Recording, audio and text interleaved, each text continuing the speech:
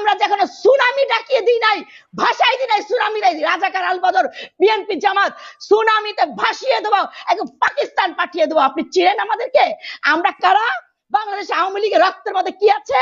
আমরা স্বাধীনতা সপক্ষ শক্তি। সুনামি দেখবেন যদি আমাদের দেশের হাত লাগানো হয় কোনো পাকিস্তান বা ভারত যেই হোক, আমাদের এই দেশের স্বাধীনতা সার্বভৌমত্ব যদি কোন রকম হাত আসে, সুনামি ডাকাই দেবো। সুনামি জাগো। যদি আমরা এবার সংসদে আসি, তবে এইসব মানুষদেরকে নাগরিকত্ব ক্যান্সেল করে একবারে পাকিস্তান ভারত পাঠাই দেবো। Go to the Pakistan, back to the pavilion. তোমরা রাজাকার, এদেশ চাও নাই, গো get out from our country. It cannot deserve this country's facilities. Can get out from our country. কথা বলছেন, আচ্ছা গণ অধিকার পরিষদ তৈরি করেছেন, কোথায় আপনি বসে আছেন? কোন দেশে? তাহলে বলেন, আপনি উত্তর দেন। এই উত্তরটা আপনাকে দিতে হবে। আপনি কি পাকিস্তানে আছেন না ভারতে আছেন? Answer, give me the answer please, just now give me the answer. Why you are living now? Please give me the answer. কোথায় আছেন আপনি? কে অর্জন করেছে এই দেশটা? আপনাকে আগে বলতে হবে, তারপর ফুটানি মার্কার কথা যে আওয়ামী লীগের গায়ে আগুন ধরে গেছে, আওয়ামী লীগের 9 মাত্রা ভূমিকম্প শুরু হয়ে গেছে। আরে বাবা, 9 মাত্রা ভূমিকম্প তো দূরের কথা, আমরা যেখানে সুনামি ডাকিয়ে দিই নাই, ভাষাই দিই নাই, সুনামি নাই, রাজাকার আল বদর বিএনপি জামাত সুনামিতে ভাসিয়ে দেবো, একদম পাকিস্তান পাঠিয়ে দেবো। আপনি চিনেন আমাদেরকে? আমরা কারা? বাংলাদেশ আওয়ামী লীগের রক্তের মধ্যে কি আছে? আমরা স্বাধীনতা সপক্ষ শক্তি।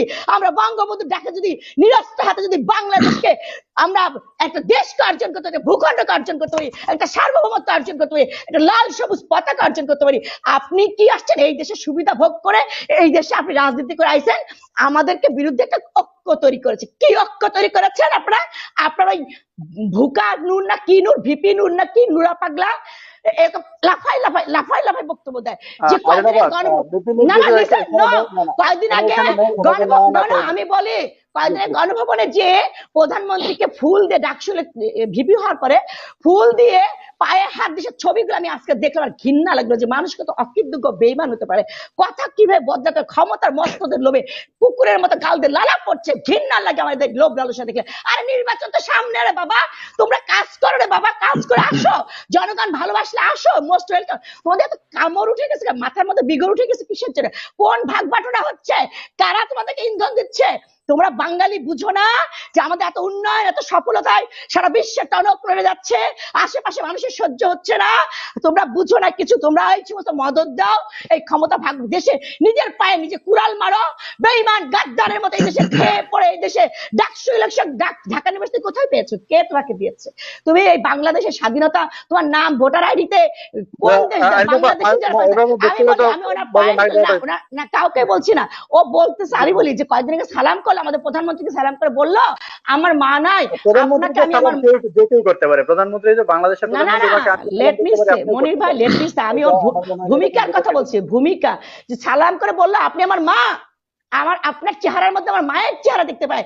আর সে যেভাবে অকথ্য আমার এই নেত্রীকে, একটা মুরব্বী বয়োজ্যেষ্ঠ রাষ্ট্রপতিকে যে অকথ্য ভাষায়, আমি আজকে ওর কতগুলো বক্তব্য শুনলাম, যেভাবে কথা বলছে, মানে কতটা অকৃতজ্ঞ বেঈমান। একই মুখে মা ডাকে, একই মুখে আবার বাজে বাজে ল্যাঙ্গুয়েজ। তারা কোন চরিত্র হতে পারে? কিভাবে লাফায় লাফায় বলে। আমি ফারুক ভাইয়ের বক্তব্য বলছি, উনি আমাদের যে স্লোগানের কথা হচ্ছে আওয়ামী লীগের জ্বলে পড়ে যাচ্ছে। কারণ আওয়ামী লীগের ওই নারায়ে তাকবীর আল্লাহু আকবার চলছে না। নারায়ে তাকবীর আল্লাহু আকবার আমরা সাধুবাদ জানাই, কিন্তু ওই হুম্মাম হুক্কার ছেড়ে হুঙ্কার, ওর বাবা এর কেলায় কেলায় কথা বলতে মনে আছে কি না, কি মনে নাই? সব যারা জি ধন্যবাদ আরিনা আপা, আমরা শুনতে পাচ্ছি না আপনাকে, হয়তো আপনার এখানে ইন্টারনেট সমস্যা আবারও শুরু হয়ে গেছে। মুফতি মামুন হোসেন হাবিবি, যারা লিসেন, যারা যুদ্ধ অপরাধী তাদেরকে যদি শাস্তি দেওয়া হয়, আপনি কি সেই শাস্তি কামনা করেন না? নাকি যুদ্ধ অপরাধী? আপনাদের বিএনপির আমলে আপনাদের মধ্যে তো যুদ্ধ অপরাধীদের প্রমোশন রাষ্ট্রদূত বানানো হয়েছিল, ক্ষমতা বসানো হয়েছিল, সংসদ সদস্য করা হয়েছিল। এগুলো তো আমার বঙ্গবন্ধু হত্যা করে ইন্ডেমনিটি করে সমস্ত মানে বিচারই বন্ধ করে রেখেছিল। বঙ্গবন্ধুর নাম নিশানে বুঝে এই সে বাঙালি জাতি, মীর জাফরের জাতি, আজকে তাদেরকে শাস্তি দেওয়া হয়েছে বলে তার শহীদ হয়ে গেছে। আমি জানতে চাই আপনার কাছে, হুম্মান চৌধুরী যে বলেছে সকল শহীদদের কাছে ক্ষমা চাইতে হবে যদি তারা ক্ষমতা আসে, তাহলে এই যারা যুদ্ধ অপরাধ করে তাদেরকে ফাঁসি দেওয়া হলো, আপনি কি সেই পক্ষে না বিপক্ষে? তারা কি শহীদ হয়েছে? কি করে শহীদ হলো? তারা কি দেশের জন্য শহীদ হয়েছে না দেশের বিরুদ্ধে কাজ করে? আচ্ছা তারা, আমি বলি তারা যদি যুদ্ধ অপরাধী যদি ফাঁসি দেওয়া হয় অন্যায়, তার দেশদ্রোহীর শাস্তি মৃত্যুদণ্ড, এটা সবাই জানে। আপনাকে আইন সংবিধান জানতে হবে। সে মৃত্যুদণ্ড যদি ভুল করে থাকে আমরা আওয়ামী লীগ, তাহলে এই যে তারেক যে 21 গ্রেনেড হামলা করে এতগুলো তাজা প্রাণ স্পটে, যে গ্রেনেড পাকিস্তান থেকে আনা হয়েছে বাংলাদেশে নাই, তাহলে তার শাস্তি কি হওয়া উচিত? তার শাস্তি হয়ে গেছে তো। ফাঁসি দে, ফাঁসি না, সে দণ্ডপ্রাপ্ত আসামি না, সে তো দণ্ডপ্রাপ্ত আসামি। একদম ব্রাশ ফায়ার করা উচিত প্রত্যেককে। ওই বাবর থেকে শুরু করে ওই তারেক যে রাজা পরিকল্পনা করেছে, স্পটে ব্রাশ ফায়ার করা উচিত। তাহলে আমার মনে হয় আমরা ক্ষমাশীল, আমার প্রধানমন্ত্রী ক্ষমাশীল। যেই পরিমাণ বিএনপি হত্যা করে বন্ধুকে নলা দিয়ে আমার বঙ্গবন্ধু হত্যা করে ক্ষমতা দখল করেছেন, আজকে আপনারা কি সেই নির্লক্ষ্য করছেন? আপনি যেমন আমরা ঐক্যবদ্ধ হয়েছি কিসের জন্য আমি কি জানতে পারি? আমাদেরকে ক্লিয়ার করতে পারেন যেমন এই জন্য ঐক্যবদ্ধ হয়েছি আমার নেত্রী কি দেশে ক্ষতি করছে, সেটা দেশের উন্নয়নের রোল মডেল, উন্নয়নের রোল মডেলে পৌঁছে নিয়ে গেছে। না না, সবাই বলছে আজকে উনি দিন রাত পরিশ্রম করে মেধা দিয়ে দেশকে আজকে সোনার বাংলায় রূপান্তরিত করতেছে। উনি কি অপরাধ করেছে আমি জানতে পারি, যে জন্য আপনার ঐক্যবদ্ধ। উনি কি খালেদা জিয়ার মতো 18 সেট স্যান্ডেলি না 20 সেট সোফা এই আলিশান বাড়ি তৈরি করে উনি কি বসে আছে? উনি কিচ্ছু দেশের জনগণ ও দেশকে ভাগ্য উন্নয়নের দিন রাত পরিশ্রম করে। তবে কেন আপনাদের এত কামড় উঠেছে? ভূমিকম্প না সুনামি দেখবেন যদি আমাদের দেশের হাত লাগানো হয় কোন পাকিস্তান বা ভারত যেই হোক, আমাদের এই দেশের স্বাধীনতা সার্বভৌমত্ব যে কোন রকম হাত আসে, সুনামি ডাকাই দেব। সুনামি জাগো।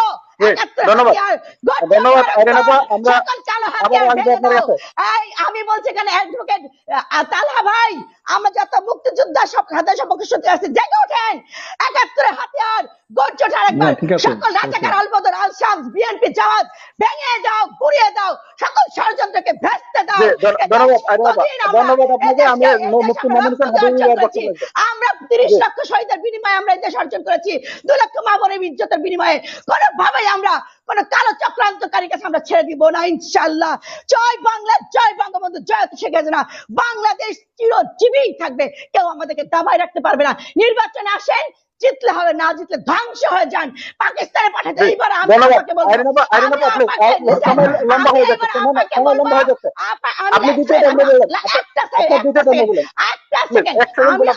বলবো, আপনাকে বলবো যদি আমরা এবার সংসদে আসি, তবে এইসব মানুষদেরকে নাগরিকত্ব ক্যান্সেল করে একবারে পাকিস্তান ভারত পাঠাই দেবো। Go to the Pakistan, back to the pavilion. তোমার রাজাকার এদেশ চাও নাই, গো get out from our country. It cannot deserve this country's facilities. Can get out from our country. সবার আগে আল্লাহু আকবার, নারায়ে তাকবীর, লা ইলাহা ইল্লাল্লাহ মুহাম্মাদুর রাসূলুল্লাহ। এটা ছাড়া তো মুসলমানই হতে পারলো না। এটা নিয়ে তো কোনো রাজনীতি হতে পারে না, এটা নিয়ে কোনো বিতর্ক হতে পারে না। এটা একটা বিতর্কের বাইরের শব্দ হচ্ছে এখানে। আপনি এবার শুনেন ফান্ডামেন্টাল প্রশ্ন, কেন এত বিতর্কিত, কেন এত কথা, কেন এত মিডিয়া, কেন এত আলোচনা সভা? সেই কারণটা যদি আপনার জ্ঞান থাকতো, আপনি রাজনীতিবিদ হচ্ছেন কিভাবে হচ্ছেন? তো সেই ধারণ ক্ষমতাই নাই, সে বুদ্ধিটাই নাই। ওখানে যে মিটিংটা হয়েছিল, আপনি বলছেন যে আমরা ঐক্যবদ্ধ হচ্ছি সবাই মিলে, আমরা একটা ঐক্যবদ্ধ হচ্ছি। কি ব্যাপারে ঐক্যবদ্ধ হচ্ছেন সেটা তো ব্যাখ্যা দেন। আমরা মসনদ দখল করার জন্য ঐক্যবদ্ধ হচ্ছি। আমরা একটা ঐক্যবদ্ধ হয়ে আমরা একেবারে কোভিড-19 কোটি কোটি টাকা সবার মধ্যে বিতরণ করেছি। আমরা পদ্মা সেতুতে কয়েক হাজার কোটি টাকা গ্রহণ করে মানে জমা করে আমরা বিতরণ করেছি। আমরা এই করেছি। আপনারা কি করছেন? মসনদ দখল করার জন্য ঐক্যবদ্ধ হচ্ছেন। আমি কিন্তু খুব একটু কথা খোঁচা মারে বলি তো খারাপ শোনা যায়, আপনার কথাগুলোর উত্তরগুলো দিব একটা একটা করে। তা এইদিকে তো ক্লিয়ার হলো যে আমরা সম্পূর্ণ নারায়ে তাকবীর আল্লাহু আকবার পক্ষে, অবশ্যই নারায়ে তাকবীর আল্লাহু আকবার। আমরা এইবার এই শব্দ দিয়েই এই সমস্ত আল বদর, রাজাক, আল শামস, জামাত, বিএনপি সকল স্বাধীনতা বিরোধী অপশক্তিকে রুখে দেবো এই শব্দ দিয়েই। Mind it. এবার আপনি বুঝে নেন, আমাদের বঙ্গবন্ধু বলেছিল রেসকোর্স ময়দানে, আপনি বলেন যে বঙ্গবন্ধুই তো বলছে, তা এই শব্দ বঙ্গবন্ধু বলছে কি ভুল করেছে? আমরা কারা? You should know the background.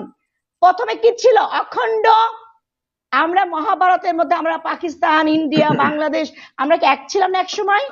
আস্তে করে পাকিস্তান ভারত ভেঙে গেল, আবার পাকিস্তান থেকে আমরা যখন পূর্ব পাকিস্তান ছিলাম আমরা তখন ভেঙে গেলাম। তো মানুষ যখন একটা কালচারের মধ্যে থাকে, যখন আমরা অখণ্ড পাকিস্তানে ছিলাম তখন তো আমাদের কথাবার্তা তো উর্দু ফার্সি মিলিয়েই চলে আসবে, তখন আমরা এক কালচারে ছিলাম। সেখান থেকে তো আমার বঙ্গবন্ধু তিল তিলকে ভাষা আন্দোলন থেকে শুরু করে যখন ওরা আমাদেরকে ডমিনেট করতো, আমাদেরকে নিপীড়ন করতো, আমাদেরকে ছোট করতো, আমাদের কোনো চাকরি বাকরি দিত না, আমাদেরকে সবসময় দমন পীড়ন করতো, সেইখান থেকেই তো এই অভ্যুত্থান, সেখান থেকে তো আমাদের বঙ্গবন্ধু স্বাধীন একটা স্বপ্ন দেখেছিল যে আমরা বাংলা ভাষাকে, এই বাংলা ভাষা নিয়ে যুদ্ধ থেকে শুরু করে এই ভাষা আন্দোলন থেকেই শুরু করে 69 গণ অভ্যুত্থান এবং 71 মুক্তিযুদ্ধ, তো আমাদের বঙ্গবন্ধু জান জীবন দিয়ে 54 বছর 14 বছর জেল জুলুম খেটে মৃত্যুর পরোয়ানা মাথায় নিয়ে কিসের জন্য করেছে?